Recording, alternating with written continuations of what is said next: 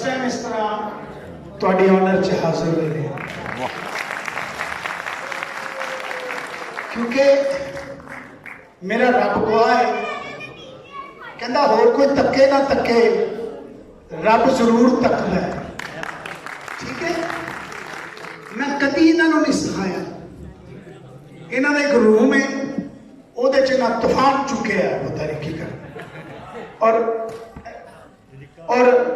माशाल्लाह एक आमिर लोहारे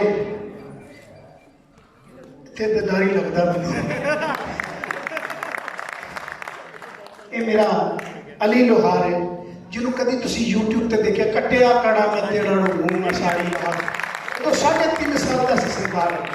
तो मैं ऑफिशियली गाने वास्ते गया सा, कहता पापा मैंने भी गाना है। वो नाल दा फीडर जाता होंदा सी, तो गोरियां गोरे वेखण, क्योंकि सारे सीनियर सिटीजन जूनियर सिटीजन वास्ते वर्कशॉप्स हो रही सन। वो इन्हें परफॉर्मेंस की थी, बड़े ने 3.5 साल का सी।